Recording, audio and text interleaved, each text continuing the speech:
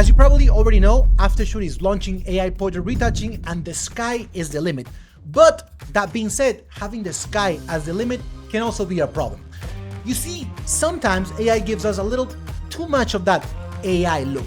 You've seen it, people generate images of themselves, products, or even food, and it all looks a little too perfect, cartoonish even. Well, today we're going to go through 4 steps you should take while retouching with AI to get perfectly natural results. Let's get right to it. Okay, so we have these thumbnails I created for a previous video and we are going to retouch these portraits. Tip number 1 is never go all the way with the sliders. And I apply this when I'm retouching portraits with AI, when I'm using Lightroom, when I'm using Camera Raw, whatever software you use that has sliders to generate changes to your images, never go all the way. And I'm gonna show you what happens. Let's start with the face right here and let's do what we're not supposed to do. Let's get a little closer so we can see the changes. Let's go all the way with acne, all the way with freckles, all the way with blemish removals, all the way with eye bags, etc. And the results we're about to see are this definitely looks fake. If you see the before and after, yeah, sure, this portrait needed some retouching, but not this. This is extremely fake. This is extremely weird. This is not a normal person. I mean, I am a normal person. I swear I'm a normal person. But this right here, that's not the way to go. Everything you do with photo editing or even portrait retouching has to be very delicate, has to be smooth. So you can never go all the way on the sliders because then you're gonna get this weird results and you're getting close to having this AI effect we want to avoid. So tip number 1, never go all the way. That is in retouching.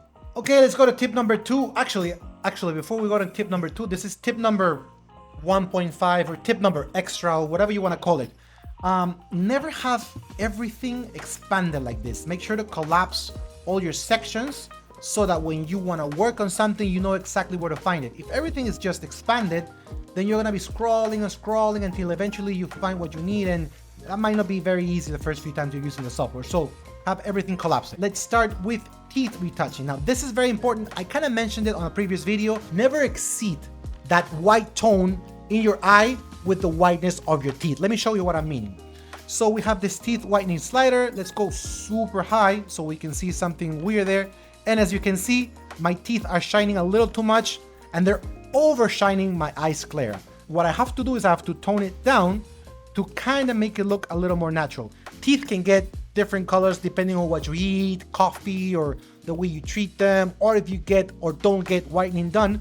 So we have to be very careful about it. Now, that being said, that does not mean that while whitening your teeth or someone's teeth with AI retouching, you have to achieve the tone of your sclera. The sclera is the limit. It is always good to stay under the limit because if you're a little too close to the limit, then you're getting this weird, unnatural look. So I am just gonna stay just right there with the whitening and the brightening of the teeth, and it looks kind of natural to me. It is not yet the tone of the sclera, but it is whiter than before. Let's see a before and after. Remember, this is just teeth, before, after, before, after. So it just whitens my teeth a little bit, but then again, I didn't need the teeth to be so white. Now, tip number 3 has to do with working on your skin. Yeah, we have a lot of sliders to work on your skin, blemish removal, acne, and all that fun stuff. But we have to be very careful how we work on that because we might end up having a bad, unnatural result. So here's a rule of thumb.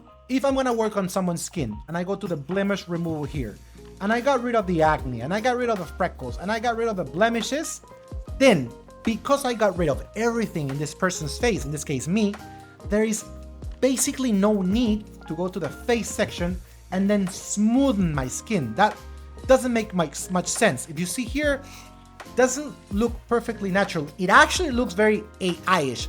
Now let me explain. If there's no acne on the person's face because you already got rid of it, if there are no blemishes because you got rid of them, if there's no freckles or anything on the skin, then what you're left with is basically just skin. It's just your pores and your normal, natural texture of the skin. So if there is nothing there to smoothen, then why do you need to smoothen this person's skin? Granted, sometimes there's some extreme cases where the skin is very rough and you do need to smoothen that, but those are extreme cases. Anyways, if you do want to use the skin smoothing tool, then you gotta tone down the blemish and freckles removal. Let me show you. Let's go back here. Let's get rid of the skin smoothing and everything I did. Perfect.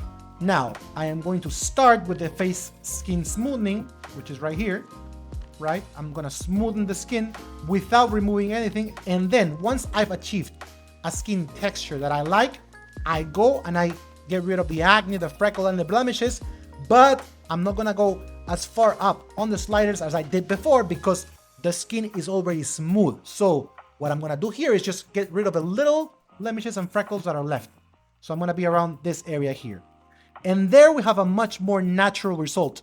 Yes, we still have some blemishes, we still have some acne, we still have some freckles, but if I got rid of them all, like all the way over here, then we are left with that weird skin that I was talking to you about in the beginning. So be responsible with it. And if you're going up high in the sliders on the blemish removal section, then do not smoothen your skin that much or at all.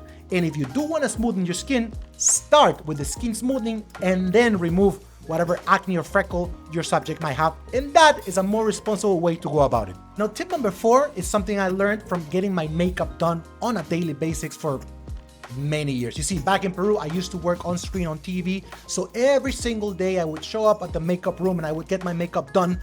But I wouldn't just get the makeup done on my face. The makeup artist, yes, would do my makeup, but would also do some makeup retouching on my neck. And that is very important because if you have a very smooth face, a very retouched face, if your skin on your face has a certain texture and then the rest of your body doesn't match, then it looks like you got someone else's face just pasted on someone else's body, you know? So the texture on your face has to match somehow the texture on your neck and the texture on the rest of your body and the tone also, because if not, then you're gonna look like you're having a fake face, if that makes sense. So the way we go about it is we retouch the face like we were doing before.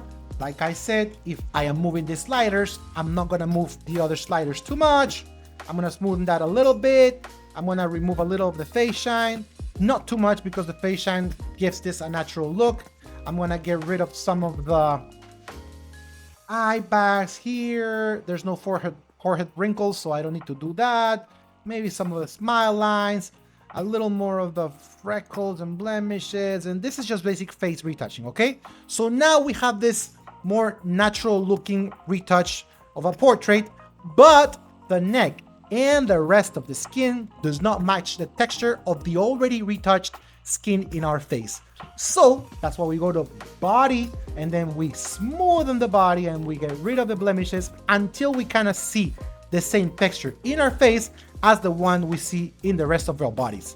In this case, this looks pretty much the way I want it, and this is already done. So in summary, when you're working with photo editing or photo retouching and you have sliders to work with, never go all the way. Second, when you wanna whiten your teeth, never exceed the whiteness of your eye sclera. Also, if you already got rid of the blemishes and the acne and the freckles, then there is no need to smoothen the skin. And lastly, but no less important, if you worked on the skin in someone's faces, also work on the neck and the rest of the body so the tones and the texture in your photo match. So there you go, those are 4 tips I can give you to retouch your portraits using AI without achieving that fake AI kind of look. As always, don't forget to follow Aftershoot in all of our social media to be always up to date with the latest information we have to offer. And I'm not supposed to say, don't tell people I told you, but we might have some interesting things happening in the near future. I didn't say it. Please don't tell anyone. And anyways, I've said too much. Bye.